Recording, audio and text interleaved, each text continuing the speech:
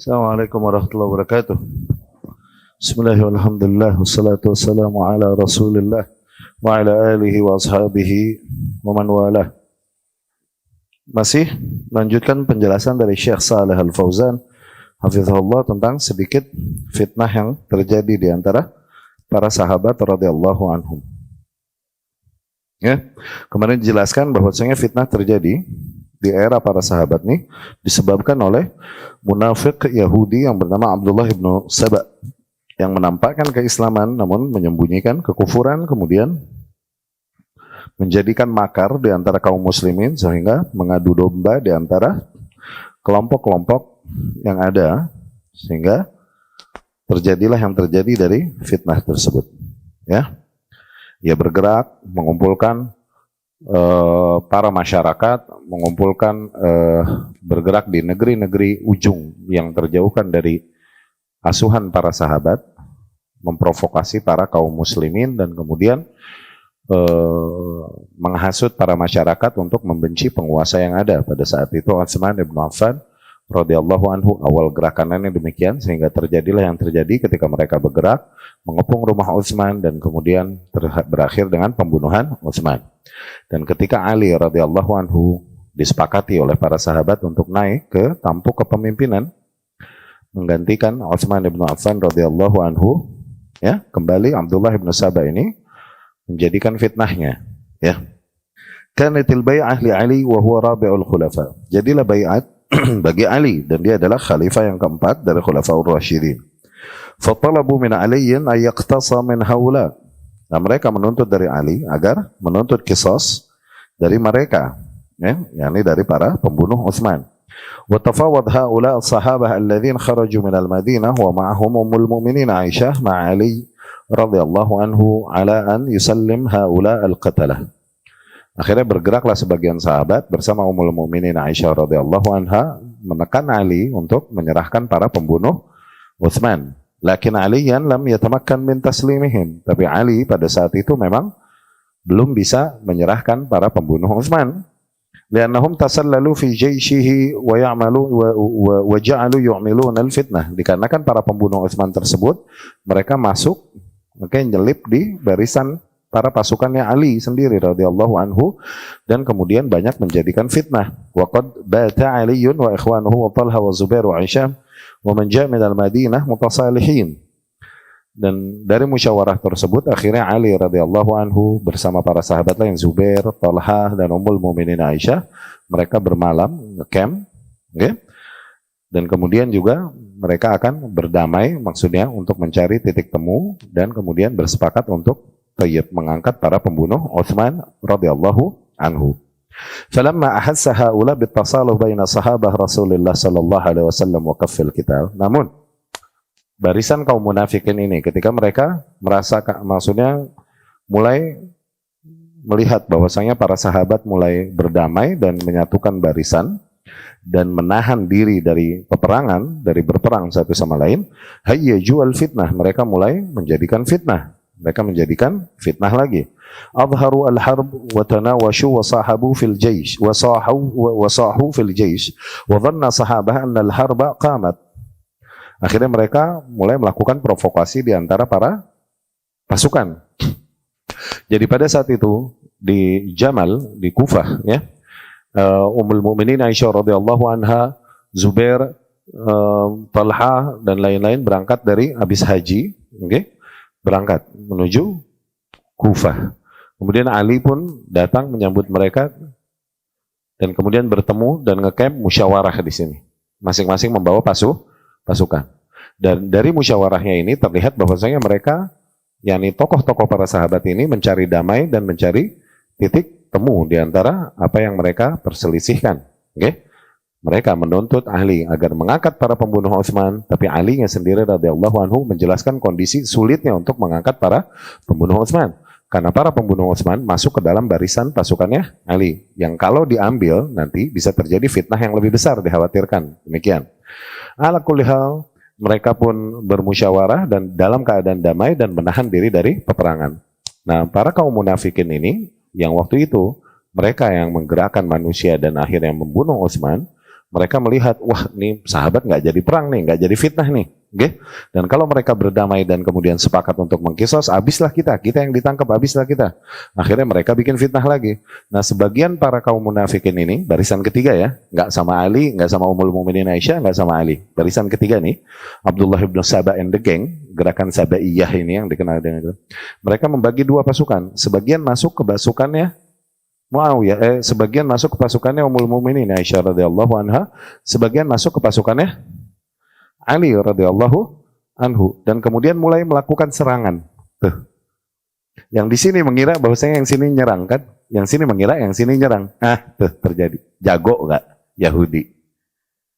Terprovokasilah kedua belah pihak dan terjadilah akhirnya peperangan yang selama ini dihindari. Ya. Dan mereka masing-masing berteriak, ya. Di antara para pasukan dan para sahabat mengira bahwasanya demikianlah bahwa perang telah terjadi. Fadaratil ma'arakah. Akhirnya terjadilah peperangan fi waqi'ah, di dalam perang yang kita kenal dengan nama perang Al-Jamal, perang Jamal, ya. Min ghair qasdin minas sahabah. Ini sama sekali tidak ada maksud sahabat untuk berperang satu sama lain. Wa innama alladhi azkaha hum haula. Nah, yang menyalakan fitnah ini adalah para kaum munafikin itu. Alladzin qatalu Utsman radhiyallahu anhu, yang dimana mereka terlibat di dalam pembunuhan Utsman radhiyallahu anhu. Wa qutila minas sahabah man qutil fi hadhil fitnah. Tapi sayangnya di dalam fitnah tersebut terbunuhlah dari golongan sahabat yang terbunuh. Wa fi hadhil waqi'ah intahat thumma qam Muawiyah bin Abi Sufyan. Akhirnya setelah itu selesailah Jamal ini, selesai dengan akhirnya Ali radhiyallahu anhu menghantam onta yang dinaiki Ummul Mukminin Aisyah radhiyallahu anha, dan terjatuh, dan kemudian Ummul Mukminin Aisyah radhiyallahu anha ditolong oleh Ali radhiyallahu anhu, dan katanya sudahlah, maksud ini gara-gara ini akhirnya terjadi perang nih di antara kita, gitu. Ummul Mukminin Aisyah pun menyesali apa yang terjadi, dan kemudian reda peperangan tersebut, dan dikenallah perang tersebut dengan perang Jamal, karena Jamal Ummul Mukminin Aisyah ini, ontaknya Ummul Mukminin Aisyah ini yang disikat kakinya sama Ali radhiyallahu anhu, jeder, jatuh. Sampai terjatuhlah Ummul Mukminin Aisyah. Itu terkenal namanya perang Jamal tuh dari situ. Perang ontak. Ya. Nah, ini terjadi, akhirnya dikatakan masing-masing berijtihad gitu. Masing-masing berijtihad, tapi qadarullah, terjadilah yang terjadi gitu. Si Ali radhiyallahu anhu lebih berharap, sudah serahkan perkara ini padaku, biar aku yang memutuskan sikap yang harus aku ambil. Ini karena kalian nge-push ini itu, nah terjadi ini akhirnya. Tuh, gitu. Ceritanya nih, Ummul Mukminin Aisyah radhiyallahu anhu sangat menyesali apa yang telah terjadi, dan dia menyesali andai saja aku tidak ikut-ikutan di dalam permasalahan tersebut. Sampai meninggalnya dia ungkapkan hal ini kepada Abdullah ibn Umar ibn al-Khattab radhiyallahu anhum. Ya. Nah, selesai itu, intahat perang Jamal. Kelar perang Jamal, qam Muawiyah ibn Abi Sufyan radhiyallahu anhu fi Syam wa ma'ahu ahlu Syam yutalibun biqatalah Utsman lil qisas minhum. Muawiyah ibn Abi Sufyan radhiyallahu anhu, tadi kan ini antara Madinah dan Kufah, Irak ya. Madinah, Mekah dan Kufah. Nah, di Syam, yang berkuasa di Syam ini Muawiyah ibn Abi Sufyan radhiyallahu anhu. Muawiyah ibn Abi Sufyan menuntut, mulai dia pun bergerak dengan gerakan yang sama waktu itu dengan Ummul Mukminin Aisyah, Zubair dan Talha, yaitu apa? Menuntut Ali untuk mengkisos para pembunuh Utsman radhiyallahu anhu. Muawiyah ibn Abi Sufyan ini udah lama berkuasa di Syam dan sangat dicintai oleh para penduduk Syam. Luar biasa dicintai Muawiyah ibn Abi Sufyan karena memang kepemimpinan yang sangat baik, luar biasa, dan dia berhadapan langsung dengan Rum, dengan Romawi, batasannya. Ya. Muawiyah pun akhirnya menuntut akan hal yang sama kepada Ali bin Abi Thalib. Muawiyah punya hak, iya. Karena waktu itu istrinya Utsman bin Affan radhiyallahu anhu menyerahkan kuasanya kepada Muawiyah untuk tuntut pembunuhan Utsman radhiyallahu anhu. Istrinya Utsman ini namanya Nailah radhiyallahu anha, yang akhirnya terputus tangannya karena melindungi Utsman radhiyallahu anhu. Waktu Yaumad Dar, hari digedor dan didobraknya rumah Utsman bin Affan oleh para demonstran, ya. Nah, Nailah ini memang menyerahkan kepada Utsman dan mewasiatkan kepada Muawiyah untuk apa? Menuntut para pembunuh Utsman radhiyallahu anhu. Jadi ya pada dasarnya Muawiyah pun punya hak memang di dalam hal ini, dan kemudian dia mulai menuntut Ali radhiyallahu anhu, bergerak menekan Ali untuk mengangkat para pembunuh Utsman. Ya. Walakin al-fi'ah ad-dhalah amilu al-makr, tapi masih juga nih ada kelompok yang menjadikan makar wal khida wa idka al-fitnah, melakukan tipu daya dan menyalakan api fitnah, fadarat ma'arakah Siffin. Nah, fitnah antara Ali dengan Muawiyah bin Abi Sufyan, terjadilah perang selanjutnya setelah Jamal, yaitu perang Siffin. Perang Siffin, ya.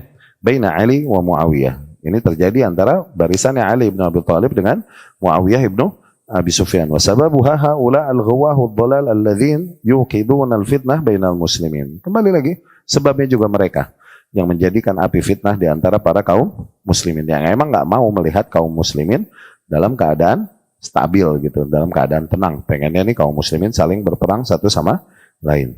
Ya, waktu itu terdengarlah kabar sebenarnya betapa Muawiyah dan radhiyallahu anhu dan Ali bin Abi Thalib radhiyallahu anhu, mereka saling mencintai satu sama lain karena sama-sama sahabat Rasulullah sallallahu alaihi wasallam. Nah, Romawi sama Persia udah habis sampai akarnya. Romawi cuman belum sampai akarnya. Banyak negeri yang dikuasai Romawi termasuk Syam, oke? Itu diambil sama kaum muslimin terus sampai nantinya ke sono-sono ke Eropa diambil sama kaum muslimin. Kesel deh Romawi. Mulai tokoh-tokoh Romawi atau pembesar Romawi, Raja Romawi mengirim surat kepada Muawiyah ibnu Abi Sufyan radhiyallahu anhu di Syam. Karena mendengar fitnah yang terjadi antara Ali dengan Muawiyah. Lihat nih, ada kisah ajib. Dia memberikan hadiah-hadiah kepada Muawiyah dan dia mengirimkan surat. Dan dia berkata, katanya begini, kalau kau mau, aku bisa bawakan kepadamu kepalanya Ali bin Abi Thalib. Mau ikut-ikutan? Mau ikut-ikutan dia, gitu. Dibalas sama Muawiyah surat ini, ada urusan apa kau dengan dua orang saudara yang sedang berseteru? Kalau aku mau, aku bisa berdamai dengan Ali dan kami bisa mengumpulkan pasukan yang awal pasukannya berada di hadapan bangkuku, di hadapan kerajaanku, dan akhir pasukannya berada di hadapanmu di sana. Ini yang begitu besar pasukan kaum muslimin sampai sono. Dan aku bawakan kepalamu kepada Ali. Begitu ya nama Muawiyah ibn Abi Sufyan radhiyallahu anhu. Begeter Romawi, udah nggak jadi deh, udah nggak berani macam-macam sama kaum muslim. Padahal kaum muslimin kedengeran kabarnya kaum muslimin lagi terjadi perang, lagi terjadi fitnah, tetap mereka nggak berani gerak untuk mulai colek-colek negeri-negeri kaum muslimin, nggak berani tetap, karena mereka tahu, gitu. Mereka tahu kekuatan kaum muslimin yang menggetarkan mereka, ya. Nggak berani macam-macam. Tapi terjadilah perang Siffin akhirnya antara Ali dengan Muawiyah radhiyallahu anhum ajmain, dan sebabnya kembali kalau kita mau urai fitnah tersebut adalah sama, ya, kelompok tersebut yang digerakkan oleh para kaum munafikin yang akhirnya menggerakkan fitnah sehingga terjadilah yang terjadi. Wa intahal amru biqatli Ali radhiyallahu anhu, berjalan setelah perang Siffin dan lain-lain. Perang Siffin berhenti, berakhir dengan tahkim, dan kemudian berakhir dengan ceasefire, dengan gencatan senjata. Gencatan senjata akhirnya karena berkepanjangan, nggak kelar-kelar nih perseteruan antara Ahlul Kufah dengan Ahlul Syam, okay? Antara Ali radhiyallahu anhu dengan kawan-kawannya, dengan Muawiyah bin Abi Sufyan dengan para sahabat dan para penduduk Syam. Nih perseteruan yang nggak berhenti-berhenti. Ntar habis nih kaum muslimin. Akhirnya udah berhenti, dihentikan perang tersebut. Mereka bersepakat intinya untuk gencatan senjata. Ketika gencatan senjata ini terjadi, habis peristiwa dengan peristiwa tahkim. Ingat, tahkim. Okay? Nah, peristiwa tahkim ini muncullah satu kelompok lagi nih. Nah, ini Khawarij. Muncul satu kelompok lagi yang akhirnya kecewa. Kecewa dengan sikap Ali, kecewa dengan sikap Muawiyah radhiyallahu anhum ajmain, karena berhukum dengan hukum selain hukum Allah, katanya begitu. Karena apa? Karena mereka menyimpulkan hukum dengan musyawarah yang ada di antara mereka, akhirnya mengkafirkan barisan Ali dan mengkafirkan barisan Muawiyah. Nah, keluarlah kelompok baru ini nih muncul dari sakit hati karena tahkim ini. Keluar muncul kelompok baru yang namanya Khawarij. Nah, Khawarij juga intinya Abdullah bin Sabah juga yang menggerakkan kelompok ini yang akhirnya keluar dari barisan ini dan jadi oposisi dari kedua belah pihak, dan keluar ini juga yang menggerakkan adalah Abdullah ibnu Saba. Juga Abdullah ibnu Saba kalau kita perhatikan dia adalah bapak dari dua usul bid'ah. Usul bid'ah ini kan Khawarij, Rafidhah, Qadariyah, Murji'ah. Oke? Khawarij sama Rafidhah ini usulnya satu, bapaknya satu. Abdullah ibnu Saba al-Yahudi. Jagonya itu orang. Hah? Jagonya ini orang luar biasa. Oke? Yang menggerakkan kelompok ini akhirnya keluar mengkafirkan ono. Juga Khawarij ini yang menggerakkan adalah Abdullah ibnu Saba ini juga dan kawan-kawan. Ya. Akhirnya keluarlah kelompok tersebut dan kemudian memisahkan diri dari barisan kaum muslimin. Oke? Mengkafirkan para sahabat. Nah, Ali radhiyallahu anhu karena udah berperang berkepanjangan, akhirnya milih untuk udahlah beresin kaum muslimin yang masih berada di bawah kuasanya. Ali radhiyallahu anhu mulai beresin kondisi negeri kaum muslimin. Nah, ternyata Ali menghadapilah fitnah kaum Khawarij ini yang mulai mengangkat senjata dan menyerang para sahabat, mengkafirkan dan membunuhi para sahabat. Ada anaknya, ada Abdullah ibn Khabbab ibn al-Ard radhiyallahu anhu. Dia sedang bersama wanitanya, bersama istrinya atau budak wanitanya yang lagi hamil. Ini mereka ditangkap dan kemudian dibunuh Abdullah ibn Khabbab ibn al-Ard. Ini istrinya yang lagi hamil dibunuh, dibelek janinnya, dikeluarin janinnya, dikasih makan anjing. Dan banyak luar biasa nih, luar biasa nih Khawarij nih. Lihat Khawarij nih, perkara-perkara usul yang besar, perkara kabair berani mereka ini. Tapi perkara-perkara yang remeh luar biasa, kata Syekh Sulaiman Ar-Ruhaili, terlihat mereka sangat bertakwa kepada Allah. Di antara mereka ada yang lagi berjalan kemudian dan dalam keadaan lapar, kemudian menemukan sebuah makanan, pas mau dimakan mereka bilang, aduh, la'allaha min haram. Siapa tahu ini makanan haram, kita nggak tahu ya, udah deh jangan dimakan. Begitu. Perkara remeh begitu takwanya kepada Allah Subhanahu wa ta'ala. Tapi perkara-perkara yang besar demikian, perkara dosa besar demikian, mereka berani melakukannya. Seperti apa? Kasus kepada Abdullah ibn Khabbab ibn al-Ard itu, yang dibunuh dia dan istrinya, dan kemudian terjadilah yang terjadi ke atas mereka. Daesh. Okay? Daesh, ISIS. Okay? Mereka melakukan pembunuhan kepada seorang wanita dan kemudian yulabui. Ini wanita dipenggal dan kemudian diambil rambutnya, kemudian ditarik-tarik rambutnya yang masih ada kepalanya yang udah terpisah dari jasadnya, dan kemudian moto ini itu. Dan kemudian mereka bertanya satu sama, aduh, boleh nggak ya memegang rambut seorang wanita? Ini kan aurat. Begitu loh. Ngebunuhnya dia nggak pikirin. Itunya dipikirin. Itu ciri khas Khawarij ya akhi. Mereka ribet dalam perkara furu'. Ribet dalam perkara-perkara teknis. Ribet. Tapi perkara-perkara usul disikat sejadi-jadinya. Dilabrak sejadi-jadinya. Itu Khawarij. Kalian baca. Kalian paham apa yang Anda maksudkan. Baca yang gayanya begitu sekarang. Ada bibitnya ke arah sono. Ribet dalam perkara-perkara teknis luar biasa. Tapi perkara-perkara usul yang nggak boleh ada tawar-menawar. Dan kalaupun dosa itu dosa yang besar luar biasa. Kalaupun penyimpangan itu penyimpangan usul, bisa kufur, ini dilabrak. Itu gaya Khawarij. Itu fikihnya Khawarij. Kata Syekh Sulaiman Ar-Ruhaili, hafizahullah. Dan para ulama punya menyampaikan itu selain Syekh Sulaiman. Dari imam-imam dari zaman dahulu pun menyampaikan hal itu, Bang.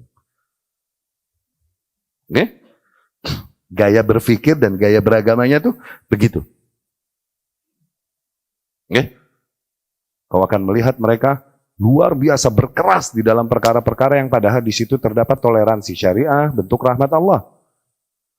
Tapi kau akan temukan mereka meremehkan perkara-perkara dari syariat yang sifatnya thawabit, yang sifatnya sabat, yang nggak boleh digoyang, yang nggak boleh ditawar, yang sifatnya usul. Mereka labrak hal-hal demikian sejadi-jadinya. Ya. Wantahal amru biqatli Ali. Nah, akhirnya berakhirlah fitnah tersebut dengan terbunuhnya Ali radhiyallahu anhu. Nah, jadi Khawarij ini bikin makar, okay?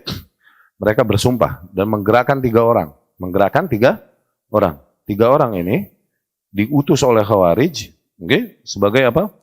Pasukan berani matinya nih, pasukan berani matinya. Serem nih Khawarij ini. yang satu pergi ngebunuh Ali, yang satu pergi ngebunuh Muawiyah, yang satu pergi ngebunuh Amr ibn As radhiyallahu anhum ajmain. Zain? Yang ngebunuh Muawiyah, ngebunuh Amr gagal. Karena penjagaannya ketat. Muawiyah dan Amr ini radhiyallahu anhu. Ali radhiyallahu anhu sebagaimana para khulafa yang zuhud, yang enggak terlalu pakai penjagaan, yang subuh-subuh dia keluar ngetok-ngetokin rumah kaum muslimin, bangunin sholat sendiri. Akhirnya ditusuk lagi sholat subuh. Oke, kenalah terbunuhlah Ali radhiyallahu anhu. Ya, oleh siapa? Ingat? Abdurrahman ibnu Muljam. Oke? Abdurrahman ibnu Muljam, Ali ini pesan, awas, kalian jangan apa-apain Abdurrahman ibnu Muljam. Biarin dia. Jangan apa-apain. Ali sambil tersiksa, sambil memesankan demikian. Jangan kalian bunuh. Tetap begitu. Siapa tahu nanti aku sembuh, sehingga dia tidak berhak untuk dikisos. Karena aku nggak mati toh. Begitu. Tapi singkat cerita disiksa juga sama sahabat ini. Wah, lu tahu Abdurrahman ibnu Muljam ini disiksa nggak teriak, dia terus menyebut nama Allah Subhanahu wa taala. Padahal dia perpanjangan tangan syaitan untuk membunuh sahabat Rasul sallallahu alaihi wasallam. Tapi terus dia berzikir menyebut nama Allah kalaupun disiksa oleh para sahabat. Karena membunuh Ali radhiyallahu anhu. Luar biasa, lihat fitnah, syubhat tuh. Begitu yakin dia di atas kebenaran sampai lakukan yang dia lakukan, ya. Terbunuhlah Ali, dibunuh oleh Khawarij alladzina kharaju ala Utsman. Khawarij ini yang berontak pada Utsman, fa al-haqqu aliyan bihi wa qataluhu. Laisa qasduhum al-adl wal insaf, bal qasduhum al-hiqd wal intiqam. Para Khawarij ini bergerak memang bukan untuk keadilan, bukan untuk kebijakan, bukan, tapi memang untuk balas dendam dan berangkat dari hasud mereka. Aradu qatla Muawiyah wa Amr ibn al-As wa Ali. Mereka hendak untuk membunuh Muawiyah, Amr bin As dan Ali radhiyallahu anhum. Tapi Allah Subhanahu wa taala menyelamatkan Muawiyah dan Amr bin As. Tapi qadarullah, akhirnya Ali mesti terjadi dan fastushhida Ali. Ali pun mati syahid radhiyallahu anhum. Ya. Fal wajib 'ala al-muslim ay yakuffa an hadhihi al-umur. Nah, akhirnya di Jamal tadi terbunuhlah Tolha, Zubair terbunuh itu radhiyallahu anhum.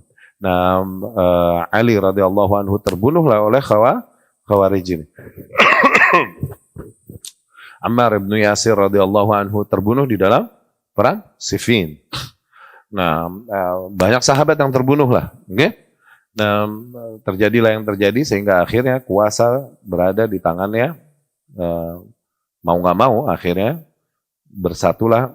Setelah Ali terbunuh radhiyallahu anhu, turunlah kuasa dan para sahabat yang ada memilih orang yang paling tepat untuk berada di posisi itu. Dipilihlah Hasan bin Ali bin Abi Thalib radhiyallahu anhu, ya, karena mudanya dan posisi dia. Dan kemudian juga betapa dia dicintai dikarenakan masih anaknya Ali dan cucunya Rasulullah SAW. Dipilihlah Hasan sebagai pemimpin setelah Ali radhiyallahu anhu. Jadilah Hasan khalifah. Oke. Namun Hasan melihat betapa peperangan berkepanjangan antara kaum muslimin, antara Syam dengan Kufah. Hasan pun mengajak Muawiyah radhiyallahu anhu dan kemudian bertemu dengan Muawiyah radhiyallahu anhu dan melampahkan semua pasukannya. Dan dia berkata, wahai Muawiyah, yang singkat cerita nih, wahai Muawiyah, apa yang terjadi apabila seluruh pasukanku ini bertempur dengan pasukanmu? Habis nggak kaum muslimin? Muawiyah melihat kekuatan pasukannya Hasan ini begitu besar, luar biasa. Okay? Dan dia pun takut kalau mesti perang menghadapi pasukan yang seperti ini, dia takut. Radhiyallahu anhum ajmain. Nah, coba apa yang terjadi? Apabila pasukanku bertemu dengan pasukanmu, bukan habislah kaum muslimin nanti. Ya gak? Hasan akhirnya melakukan kebijakan yang luar biasa dan ini udah disabdakan oleh Rasul sallallahu alaihi wasallam. Dia tanazal, dia lengser ke Prabon, dia lepaskan khilafahnya, dia berikan kepada Muawiyah bin Abi Sufyan sehingga kaum muslimin mau di Syam, Irak, Hijaz semuanya berada di bawah kuasa Muawiyah bin Abi Sufyan. Nah, tahun ini dikenal dengan nama Amul Jamaah, tahun persatuan. Ya, berhentilah semua fitnah yang berjalan selama ini di antara kaum muslimin. Nah, ini Rasulullah sallallahu alaihi wasallam telah mensabdakannya. Ketika menggendong Hasan, Rasul berkata, "Ibni hadza sayyid, Anakku ini adalah tokoh. Wa sayuslih baina ta'ifatainil muqtatilataini bainal muslimin atau bainal mu'minin. Anakku ini adalah tokoh. Nanti kelak ia akan mempersatukan kedua belah pihak yang berseteru di antara kaum mukminin, di antara kaum muslimin. Nah, ini perealisasiannya adalah tahun itu, Amul Jamaah. Ya.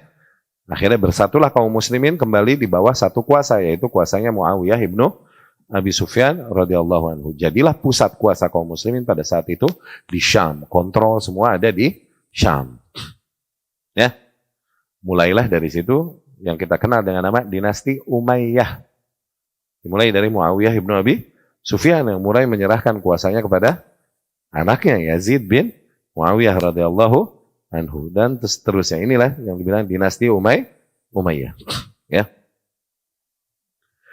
Falwajib 'alal muslim ay yakuffa 'an hadhihi al-umur. Maka yang wajib atas seorang muslim agar dia menahan diri dari perkara-perkara demikian, wa alla yadkhula fiha, dan jangan ia coba interfere di situ, masuk-masuk. Wa alla yadhkuraha illa 'ala wajhi al-i'tidhar wal istighfar li ashabi Rasulillah sallallahu alaihi wasallam. Dan agar ia tidak menceritakan hal ini kecuali dengan bentuk apologi dan bentuk istighfar kepada para sahabat Rasulullah sallallahu alaihi wasallam. Nah, Rabbana ighfir lana wa li ikhwanina alladhina sabaquna fil iman wa la taj'al fi qulubina ghillan lil ladzina amanu. Ya. Wa ya'rif annahum mujtahidun, dan seorang muslim harus meyakini bahwasanya mereka para sahabat nih, mereka semua berijtihad. Minhum man asaba al-haq falahu ajran. Di antara mereka ada yang tepat sampai kepada hak dan mereka mendapatkan 2 pahala. Wa minhum man akhta falahu ajr. Dan di antara mereka ada yang keliru, maka mereka dapat 1 pahala. Wa anna lahum fadail 'azimah tughatti ma qad yahsulu min ba'dihim min al-khata'. Dan bagaimanapun kita harus meyakini betapa mereka memiliki keagungan-keagungan atau keutamaan-keutamaan yang agung, yang besar, yang menutupi kekeliruan-kekeliruan yang terjadi dari mereka. Dikarenakan bagaimanapun mereka adalah sahabat Rasul sallallahu alaihi wasallam. Rasul sallallahu alaihi wasallam berkata di dalam hadisnya, "Anallahu ta'ala ala ahli Badr." Allah melihat kepada para ahli Badr. Faqal, "I'malu ma syi'tum faqad ghafartu lakum." Lakukanlah apapun yang kalian kehendaki, sungguh telah aku ampuni bagi kalian. Fahum maghfurun lahum. Lihat betapa mereka para sahabat telah diampuni bagi mereka ala kulli hal, bagaimanapun kondisinya. Wal maghfirah lahum hasilah liman asab wa man akhta. Dan ampunan Allah ini bagi mereka, bagi yang tepat dan bagi yang keliru, mereka mendapatkan ampunan Allah. Lianna alladhi akhta minhum lam yukhti an qasd. Dikarenakan yang keliru di antara mereka, kalaupun mereka keliru mengambil sikap, bukan berangkat dari kesengajaan, tapi berangkat dari ijtihadnya. Fayajibu 'alal muslim an la yadkhul fi hadza abadan. Ya, maka wajib atas seorang muslim jangan masuk-masuk ke dalam perkara ini, wala yukhatti ahadan min ashabi Rasulillah sallallahu alaihi wasallam. Dan jangan kita menyalah-nyalahkan atau mencela-cela seseorang dari sahabat Rasul sallallahu alaihi wasallam. Udah azan belum sih? Belum ya? Bal ya'tadzir lahum, agar kita mencarikan apologi bagi mereka, wa yastaghfir lahum, dan memohonkan ampunan Allah bagi mereka, wa yatarahham alaihim, dan mendoakan kerahmatan bagi mereka, fayakun minal ladzina qala Allahu azza jalla wa ala, agar seorang muslim menjadi seperti yang Allah Subhanahu wa taala firmankan, walladzina ja'u min ba'dihim yaquluna rabbana ighfir lana wa li ikhwanina alladzina sabaquna bil iman. Dan orang-orang yang datang sepeninggal mereka, yakni sepeninggal para sahabat, dan mereka senantiasa berdoa, wahai Tuhan kami, ampunilah bagi kami dosa-dosa kami, dan bagi saudara-saudara kami yang mendahului kami di dalam keimanan. Ya, wala taj'al fi qulubina ghillan lil ladzina amanu, dan janganlah kau jadikan di dalam hati kami kebencian kepada orang-orang yang beriman. Rabbana innaka raufur rahim. Ya, wa qad dhaharat asyritah min ba'dil juhal sajjala fiha hadhihi al-umur. Nah, muncul banyak kaset-kaset dari para orang-orang jahil, ya, yang menceritakan tentang perkara ini, fitnah yang terjadi di antara para sahabat. Wa ma jara bainas sahabah wa akhrajaha bi asyratah yatadawaluhan nas, ya. Fa hadza la yakhlu imma annahu jahil wa lam yadrusil aqidah. Nah, kaset-kaset demikian atau rekaman-rekaman ceramah demikian itu entah mereka yang bicaranya ini, entah mereka adalah seorang jahil yang nggak tahu aturan dan batasan-batasan akidah, imma annahu mughridun yurid ayyabutha al-bughdha li ashabi Rasulillah, entah mereka adalah seorang yang memiliki tujuan yang busuk, tujuan yang jelek dan hendak untuk merusak nama baik sahabat Rasul sallallahu alaihi wasallam. Falyahdharil muslimun, maka agar berhati-hati para kaum muslimin min hadhil asyritah, dari kaset-kaset demikian, wa amsalihha, dan hal-hal yang serupa dengannya, wal yahdhar min kaidi syiah, dan hati-hati juga dari tipu daya Syiah. Nah, kasus demikian seringkali Syiah bermain banyak di sini.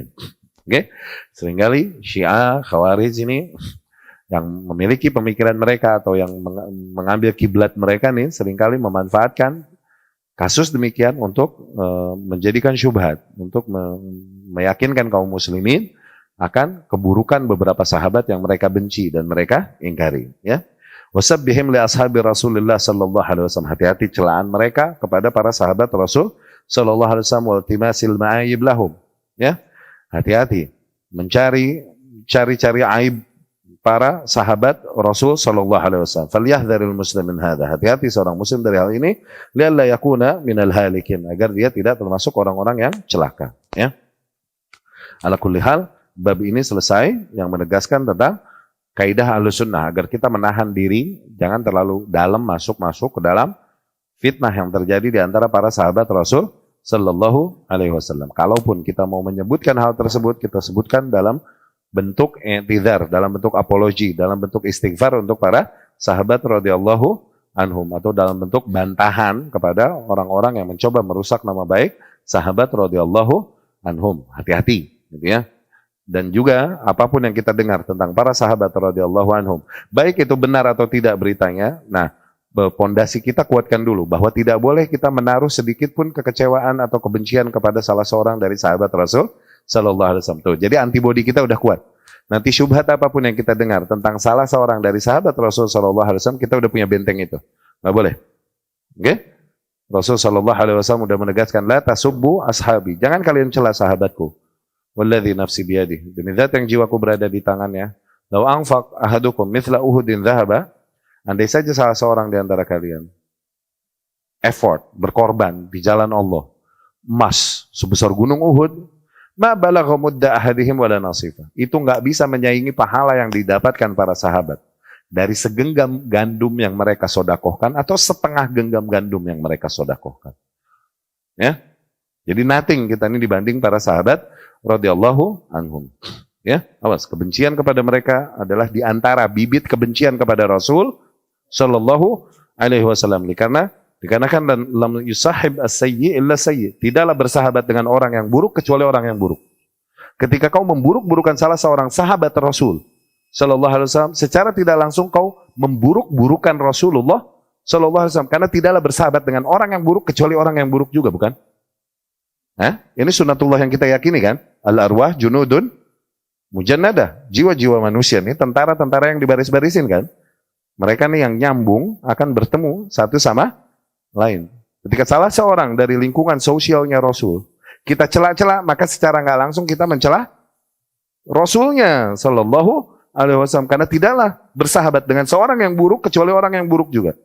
Sama seperti Rafidhah yang mencela-cela Ummul Mukminin Aisyah radhiyallahu anha dan mengkafirkannya. Hakikatnya mereka mau mencela Rasul sallallahu alaihi wasallam, karena apa? Tidaklah menikah dengan seorang wanita yang buruk kecuali seorang lelaki yang buruk. Ingat gak sunnatullah yang selalu kita tegesin nih? Awas, itu tauhid rububiyah loh. Tauhid asma wa sifat juga itu. Allah Maha tahu, Allah Maha adil, Allah Maha bijaksana. Ya, hati-hati jadi dengan kesimpulan-kesimpulan kita tentang mereka yang berada di generasinya Rasulullah sallallahu alaihi wasallam, baik istrinya, baik ahlinya, ahlul baitnya, ataupun baik dari sahabatnya secara umum radhiyallahu anhum ajmain. Ya, hati-hati. Di antara para ulama mungkin ada yang menyimpulkan bahwa dari dua kelompok yang berseteru itu salah satu tepat. Yang tepat adalah kelompok ini, yang keliru kelompok ini. Tapi ketika membaca demikian pun jangan kemudian kita jadi menurunkan kehormatan kita kepada kelompok yang dihukumi keliru di antara para sahabat. Karena apa? Qadarullah, udah ini mesti terjadi dengan segala hikmahnya. Ya? Karena emang mesti berjalan demikian dengan segala hikmahnya. Ya, mereka pun melakukan peranan mereka di dalam takdir mereka, udah yang telah Allah atur ke atas mereka. Kita melihatnya dari sisi itu aja, udah. Ya, dan yang kita yakini kita husnudzon, niat mereka baik. Dan bagaimanapun jasanya jauh lebih besar. Ya, daripada kekeliruan yang telah terjadi pada mereka. Nggak layak kita mencela-cela mereka, membenci mereka, apalagi menebarkan kebencian kepada mereka. Astagfirullahaladzim. Ya, kita mohonkan ampunan bagi diri kita dan juga bagi para sahabat radhiyallahu anhum dan para kaum muslimin yang mendahului kita di dalam keimanan. Ya. Baik, alhamdulillah kita selesaikan bab ini. Pertemuan selanjutnya masuk ke bab 122. Aku qouli hadza wa astaghfirullah li wa lakum.